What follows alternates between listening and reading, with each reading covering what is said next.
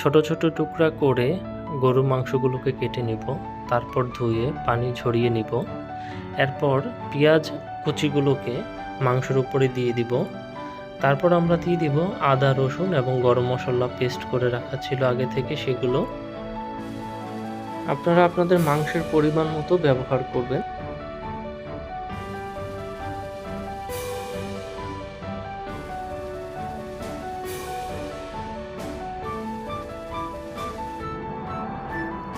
এ পর্যায়ে আমরা দিয়ে দিব লবণ পরিমাণ মতো করে। আমরা 2 কেজি গরু মাংস ব্যবহার করছি, সেই অনুযায়ী আমরা লবণ ব্যবহার করব। এবার আমরা দিয়ে দিব গুঁড়া মরিচ, এরপর দিয়ে দিব গুঁড়া হলুদ। আপনারা চাইলে গুঁড়া হলুদটুকু অ্যাভয়েড করে যেতে পারেন।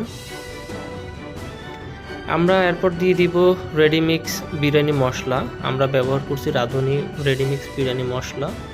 এই বিরিয়ানি মশলা ফ্লেভারটা ঠিক অন্যরকম আসে। এরপর আমরা পরিমাণ মতো কিছু তেল দিয়ে দিব, যেহেতু এটা গরুর মাংস, গরুর চর্বিতে একটু তেল ভেসে ওঠে, সেজন্য আমরা সয়াবিন তেলটা অত বেশি ব্যবহার করব না, অল্প পরিমাণে ব্যবহার করলাম।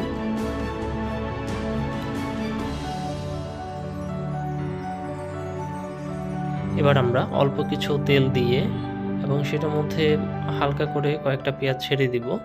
একটু কালার হয়ে আসলে, গরম হয়ে আসলে তেলটা, আমরা আমাদের ম্যারিনেট করে রাখা মাংসটাকে দিয়ে দিব।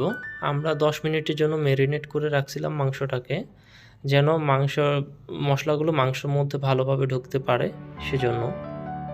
চালগুলোকে আমরা আগে থেকে ধুয়ে রেখেছি যেন পরবর্তীতে ভাজতে সুবিধা হয় পানি ঝরে গেলে। এবার আমরা মাংসটাকে 15 মিনিটের জন্য কষাবো।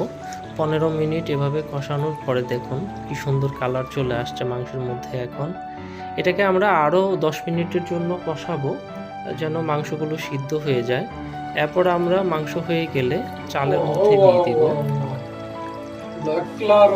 বিরিয়ানিতে ঠান্ডা পানি ব্যবহার করলে অত ভালো হয় না, সেজন্য আমরা গরম পানি ব্যবহার করব। গরম পানি বসিয়ে দিয়েছি। পাশাপাশি আমরা চালগুলোকে তেলের উপরে ভেজে নিলাম 10 মিনিটের জন্য। চাল যত বেশি ভাজা হবে বিরিয়ানি তত বেশি ঝুরঝুরা হবে। এখন আমরা মাংসটুকু ঢেলে দিলাম চালের মধ্যে, এরপর দিয়ে দিলাম দুধ এবং লেবুর রস সহ। আমরা কিছুক্ষণের জন্য এটাকে নেড়ে দিব। নেড়ে আমরা এটা ঢেকে রাখবো প্রায় 5 মিনিটের মতো। 5 মিনিট পরে আমরা ঢাকনা তুলে সেগুলো নেড়ে দিব। লক্ষ্য রাখতে হবে যেন পাতিলের মধ্যে না লেগে যায়।